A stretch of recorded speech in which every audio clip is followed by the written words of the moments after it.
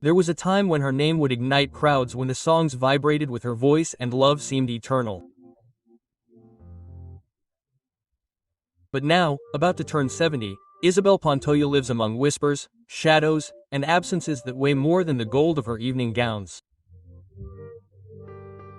On her estate, far from the hustle and bustle that once inspired the idolized artist, who was a symbol of strength and passion, she faces an icy loneliness.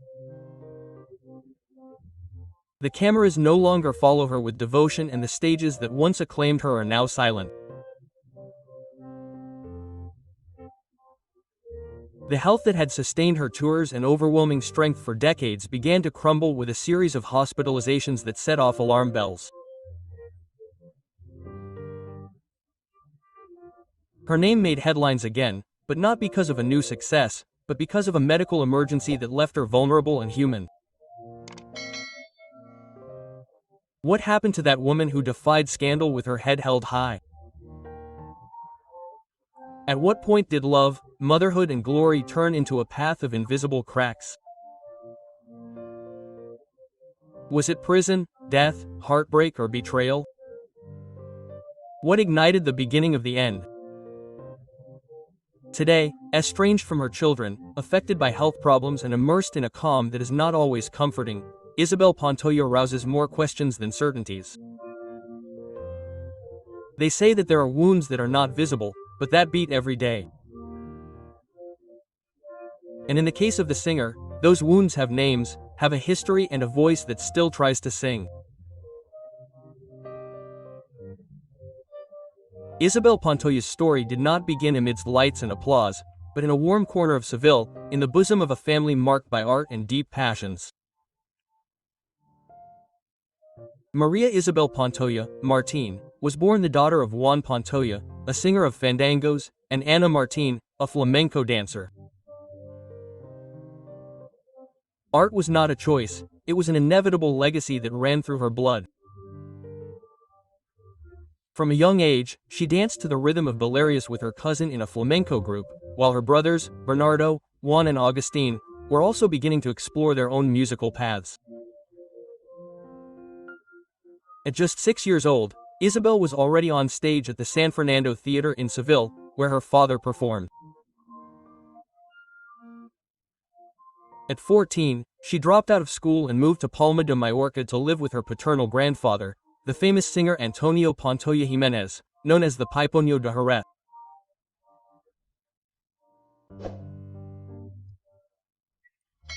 It was he who taught her to breathe cante hondo, to feel each note as an open wound, and to turn her voice into a channel of emotion. Very soon, Isabel's natural talent led her to shine at the Tablao El Embrujo, in a town near Seville. There she not only dazzled the audience, but also caught the attention of two men who would change her destiny, Juan Solano and Rafael de Leon. They saw in this young woman much more than a flamenco voice, they saw a future queen of copla. Isabel became his disciple, and under his guidance she recorded her first albums. April 22, Tengo a la Limón and Viva Triana. Songs such as El Pájaro Verde and Garloche began to establish her as a rising star. But her career did not only grow in recording studios. At age 17, Isabel moved to Madrid with her mother, sharing a modest pension while she struggled to make her way. In the legendary Corral de la Moria, she began earning 500 pesetas a day as a bailaora. But when her voice came into play, everything changed.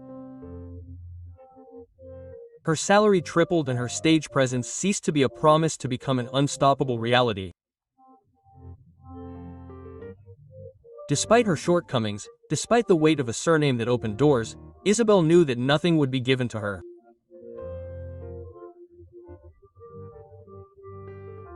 She devoted herself to her art with fierce discipline and overwhelming sensitivity, and while recording one of her most important albums, Cambiar por ti, her inner world collapsed with the death of her father, but instead of giving up she chose to sing. She used music as a shield, as a refuge, as a catharsis. This stage of her life was like a luminous spring where everything seemed to flourish. The audience embraced her on stage, they demanded her, and her heart still beat freely. But on the horizon, the love that would change everything forever was already looming.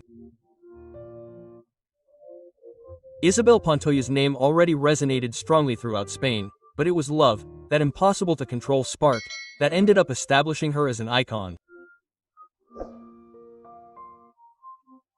In 1980, during a bullfight in which Francisco Rivera Paquirri was taking part, something happened that not even fate could prevent. Isabel's eyes met those of the bullfighter, and in that encounter began a love story that would transform their lives and leave its mark on an entire country. At first, Isabel had no great interest in the world of bullfighting, but she agreed to attend out of obligation. When Paquirri stepped out into the ring, imposingly dressed in his suit of lights, something indescribable awakened in her. He too was captivated. After the bullfight, a chance encounter at the hotel was enough for them to recognize each other as two destined souls. "You're Pantoja," he said. "Isabel, if you don't mind," she replied.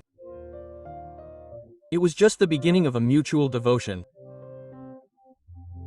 For months, Paquirri attended each of her performances, traveling across cities just to see her sing, until he stole a kiss from her in a dressing room in Madrid that would never be forgotten. Soon rumors about their relationship gained momentum, and on April 30, 1983, Spain came to a standstill to witness what many called the wedding of the century. Isabel, wrapped in a white dress with a 7-meter train, toured Seville in a carriage like a flamenco princess. Paquirri awaited her at the Church of Gran Poder in a Dracula-inspired costume. The emotion of that ceremony, attended by singing duchesses and the entire soul of the country, was indescribable. Isabel cried during her vows. Paquirri couldn't stop looking at her. The birth of her son Francisco José Rivera Pantoja in February 1984 sealed that happiness with a promise of eternity. For a moment, everything was perfect. Isabel was a beloved wife, a happy mother, and a star at the height of her career. The radios blared "Sailor of Lights." The public idolized her, and her name was synonymous with elegance, talent, and truth. But life, as it usually does with those who shine too brightly, was preparing to take a turn that would change everything. Sometimes the silence after applause does not herald rest, but tragedy. On September 26, 1984, the entire country was paralyzed. Francisco Rivera Paquirri entered the Pozo Blanco bullring as he had so many times before, with the same recklessness that made him a legend. But that afternoon the bull did not dance. It attacked, and with a ferocious charge threw him into the air, shattered his insides, and condemned him to eternal silence. As the ambulance traveled the dusty roads toward Córdoba, Isabel waited at home, unaware that this call would not be like the others. He's dead," sobbed her sword-bearer. And when the phone rang, the voice on the other end was not the one she loved. It was the news that split her life in two. The woman the nation called the widow of Spain was only 28 years old.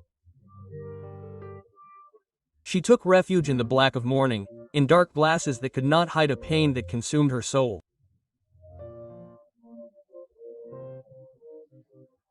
For 14 months, silence was her only company, until in November 1985, like someone ripping off her ribs to sing, she returned to the stage with Merino de Lucis, an album written by José Luis Perales that was not just music, it was a lament turned into song.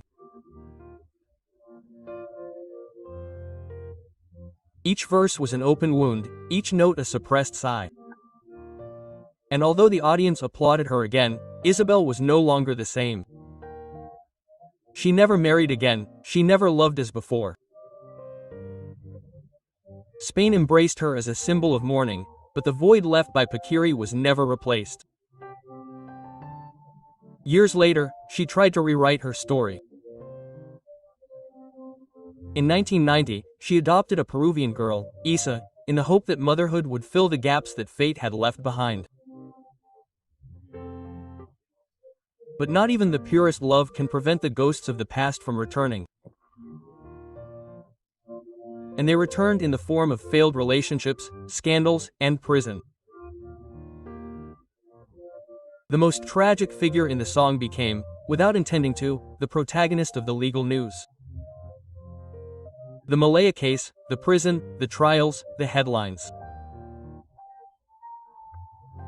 On May 2, 2007, Isabel was arrested for money laundering, and in 2014, the same woman who had cried at an altar now crossed the doors of the Alcalá de Guadalajara prison to serve a sentence that broke her. Her fans cried, her enemies celebrated, but no one could ignore that the queen was falling, and falling alone. She came out more than a year later, silent, wounded, and under surveillance. And although she tried to return to music, the brilliance of her past was not so easy to recover. Because Isabel's fall was not just legal, it was emotional, it was human, it was public. When the prison doors closed behind her for the last time, Isabel Pantoja not only regained her freedom, she also regained the possibility and the right to reinvent herself. But the woman who came out was not the same one who had gone in. There was a new fragility in her, a silence deeper than that of any cell, and a sadness that was noticeable even when she sang. She returned to her singing estate, almost like a self-imposed exile. There she found something like peace, even if it was fleeting, but the wounds had not fully healed. The bonds with her children, especially with Kiko, were broken. The recent past still burned and the future was uncertain. However, as so many times before, Isabel decided to continue. She tried with her music. She wanted to return with the album Until the Sun Goes Out, recorded with Juan Gabriel, which she had saved since 2013. And although she finally managed to release it, the response was not the same. The world had changed, the industry had changed, and so had she. In 2019, she surprised everyone by accepting an unexpected challenge to participate in the reality show Survivors. Her image as an unbeatable diva faded before the cameras, which showed her vulnerable, exposed to the elements, to hunger, and to everyone's judgment. She resisted for 10 weeks until her health forced her to leave. It was an attempt at reconstruction, perhaps a public redemption, but also a stark reflection of what she could no longer be. Then came the pandemic and with it, confinement. Isabel isolated herself with her mother, Doña Ana, and her brother Agustin. During those months of enforced stillness, life hit her with a devastating loss, the death of her mother in 2021. The woman who had accompanied her through her triumphs and her downfalls, who had been her pillar in her glory days and in her days of imprisonment, had quietly left, taking part of Isabel's soul with her.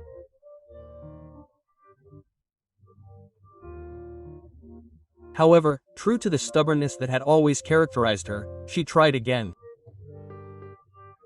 She released a new single, Enamorate, and organized a special tour of Latin America. In 2023, she even attended the glamorous Rose Ball in Monaco, where she shared a table with figures such as Shirley Bassey and was entertained by Prince Albert. She dressed as she had before, smiled as she had before, but there was something in her eyes that did not resemble the Isabel of old. The press was talking about a possible autobiography of a project with Antonio Banderas that was ultimately denied. Isabel, on the other hand, responded with statements, denied the rumors, distanced herself, and made it clear that if she ever decides to tell her story, it will be with her own words, in her own way. Now almost 70 years old, the woman who had it all lives between cancelled tours, persistent rumors, and shaky health. Her last hospitalization in March 2025 set off new alarms. The diagnosis has not been revealed, but those close to her know that something is wrong.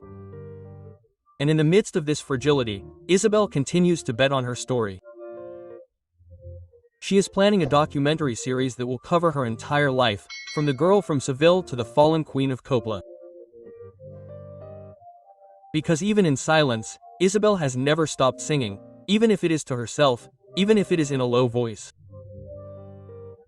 Beyond the gold records, the endless ovations, and the scandalous headlines, there is a woman who loved, who gave birth, who raised, who made mistakes. Isabel Pantoja was not only a star, she was also a mother. And in that facet, as human as it was contradictory, she also shone and also bled. Kiko Rivera, her eldest son, was her driving force and pride for many years. She cared for him after Paquirri's death with an almost fierce devotion, but the relationship wore thin over time amid reproaches, inherited wounds, and impossible to heal differences. The disputes over their father's inheritance, the farm, and the emotional voids carried over from childhood ended up creating a chasm between them. Isabel cried in silence while Kiko screamed in front of the cameras. Each one had their truth, neither had peace. With Isa Pantoja, the daughter she adopted with enthusiasm and tenderness, things were not easy either. The rebellious teenager, the premature young mother, the media figure in the making. Isabel tried to protect her perhaps with the same intensity with which she once protected herself, but the silences, the generational clashes, and her own decisions ended up eroding that bond as well. Today, the love is still there, but so is the distance. The death of her mother, Mrs. Anna, was another blow. Her confidant, her refuge, the only one who seemed to understand her without judging her. She passed away in 2021 in the same house where Isabel hid from the world. Since then, the days have been longer, the walls colder, and the phone quieter. Her old friends, Maria Del Monte, Encarna Sanchez, they are no longer there or they no longer call.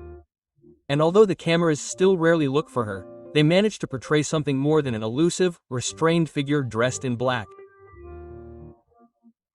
They say that she watches television a lot, that it makes her feel less alone, that she gets emotional when watching old programs, that sometimes she laughs, and at other times she simply turns off the light. Deep down, Isabel Pantoja is neither the star nor the scandalmonger. She is a mother seeking forgiveness. She is an orphaned daughter. She is a woman who once believed that fame was everything, until she discovered that without love, there is nothing left. Every morning in Cantora begins the same. Silence is the first thing that envelops her. Outside, the Andalusian countryside continues its course. Inside, Isabel Pantoja walks slowly, as if every corner of her estate were speaking to her in a low voice. Sometimes she sings quietly to herself, other times she sits in front of a window and stares without looking, as if waiting for something or someone. Her health no longer allows her to indulge in the excesses she used to. The stages seduce her, but her body does not always respond. Doctors closely monitor her progress, her vascular ailments, her waning energy. And although those around her try to portray normality, there is concern.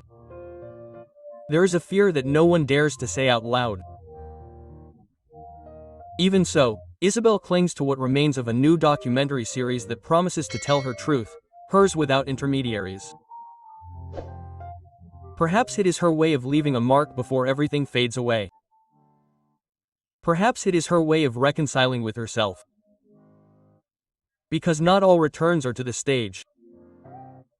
Some braver ones are inward. Music continues to be her beacon. She listens to it, feels it, remembers it.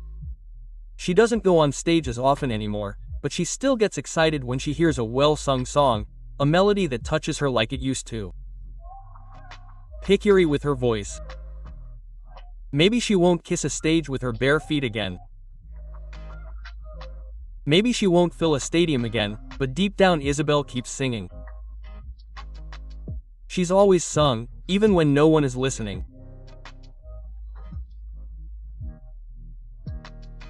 They say she lives in a kind of gentle farewell, that she hasn't lost hope of hugging her children again, that sometimes she dreams of the sea, that she writes letters that she never sends, that she silently forgives what she never received, and that, deep down, even though she doesn't say it, she still hopes that someone will knock on her door, not for the artist, but for the woman, because there are wounds that don't heal, but there are also souls that learn to walk with them. Isabel Pantoja doesn't shine like she used to, but she hasn't faded either. She lives between nostalgia and resistance, between the glory of what was and the tenuous peace of what remains. And although the world seems to have turned its back on her, perhaps she is finally finding herself on the only stage where she never lied, that of her own life. Oh.